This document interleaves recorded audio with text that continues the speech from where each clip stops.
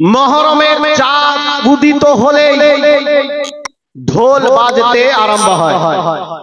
মানুষ ঢোল বাজাতে আরম্ভ করে। মুহররমের চাঁদ হয়ে গেল, এবার ঢোল বাজাতে হবে। মানুষ ওই দিনই ঢোল বাজনা চালু করে দেয়। মুসলমান ভাই, আপনাকে বলতে চাই যে মুহররম মাসকে আমাদের কাছে এই জন্য আছে যে ওই মাসে আমাদেরকে ঢোল বাজাতে হবে। মনে রাখবেন, মুহররমুল হারাম মাসে এমন একটি ঘটনা ঘটেছে, যখন ওই ঘটনার দিকে মানুষের ব্রেইন যায়, আন্তরিক ভাবে সে দুঃখিত হয়। মনে রাখবেন, এই মুহররম মাসে 10 তারিখে আমাদের সকলের ইমাম ইমামে হুসেন রাদিয়াল্লাহু তাআলা আনহু সহ তার বংশধরকে অন্যায় ভাবে শহীদ করা হয়েছে। আমি আপনাকে জিজ্ঞেস করতে চাই, যদি আপনার বাড়িতে, যদি আপনার ফ্যামিলির মধ্যে কোন সদস্যকে কোন জালিম অন্যায় ভাবে হত্যা করে দেয়, যদি মার্ডার করে দেয়, আপনাকে জিজ্ঞেস করতে চাই, আপনি ওই দিনে বাৎসরিক হিসেবে মিলাদ ফাতিহা করবেন, জলসা জুলুস করবেন, নেক কাজ করবেন, নাকি ওই দিনে আপনি ঢোল নিয়ে এসে ঢোল বাজাবেন যে আমার ছেলেকে এই দিনে হত্যা করা হয়েছিল, এই জন্য আমি এই দিনে ঢোল বাজাচ্ছি? মুসলমান ভাই, আপনি একদিকে দাবি করেন যে আমি ইমাম হুসেনের মান্যকারী, ইমাম হুসেনের প্রেমিক, ইমাম হুসেনকে ভালোবাসি, কিন্তু যেই দিনে ইমাম হুসেনকে অন্যায়ভাবে শহীদ করা হলো, ওই দিন উপলক্ষে আপনি কিভাবে ঢোল বাজাতে পারেন? আপনার গ্রামে ওই সমস্ত লোকদেরকে কিভাবে প্রবেশ করতে দিতে পারেন যারা ইমাম হুসেনের বিরুদ্ধে গিয়ে ঢোল বাজায়? মনে রাখবেন, যদি আপনি হিস্ট্রি পড়েন তো দেখবেন ইমাম হুসেনকে শহীদ করার পরে ইয়াজিদিরা খুশি পালন করার জন্য ঢোল বাজিয়েছিল।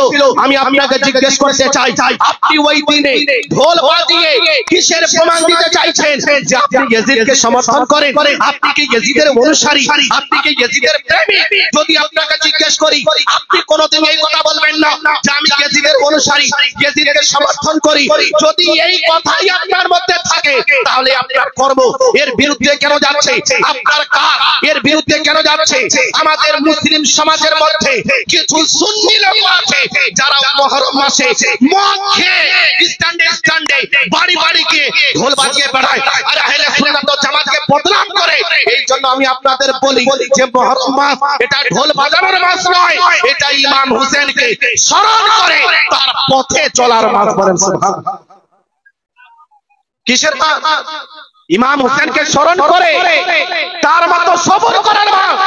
কিন্তু আপনি ওই দিনে মদ খেয়ে ঢোল বাজাচ্ছেন। মনে রাখবেন, নবী সাল্লাল্লাহু আলাইহি ওয়াসাল্লাম বলেছিলেন বুখারী শরীফের মধ্যে, লা ইয়াকুনান্না মিন উম্মতি আকওয়ামুন ইস্তাহিল্লুনাল হিররা ওয়াল হারিলা ওয়াল মাযিফা।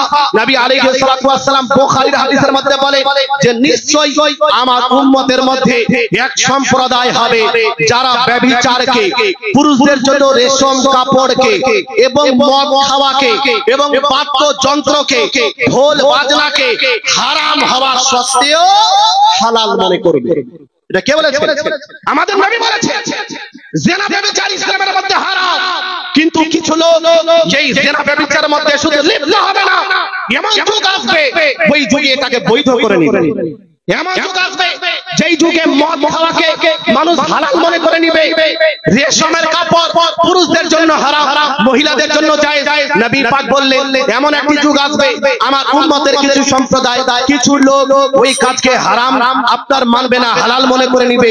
তারপরে বললেন বাজনা, বাদ্যযন্ত্র এটা ইসলামের মধ্যে হারাম, কিন্তু আমার কিছু উম্মত এটাকে জায়েজ মনে করে নিবে। আপনার আমার নবী যেই কাজকে হারাম বলে ঘোষণা করছেন, আপনি ওই ঢোল বাজনা নিয়ে এসে ইমাম হুসেনের নামে ঢোল বাজিয়ে প্রমাণ করছেন যে আমি ইমাম হুসেনের প্রেমিক। কখনো না, আপনি ইমাম হুসেনের প্রেমিক কখনোই হতে পারেন না। যদি ইমাম হুসেনের প্রেমিক হতেন, ওই দিনে ইমাম হুসেনের নামে ফাতিহা করে তার পথে চলা প্রতিশ্রুতি। কিন্তু দুঃখের বিষয়, মুহররম মাস মানে ঢোল বাজনার মাস। নাউজুবিল্লাহ। এটা একটা খারাপ বিদআত, এমন কাজ যেই কাজ আপনাকে জাহান্নামের মধ্যে নিয়ে যায়।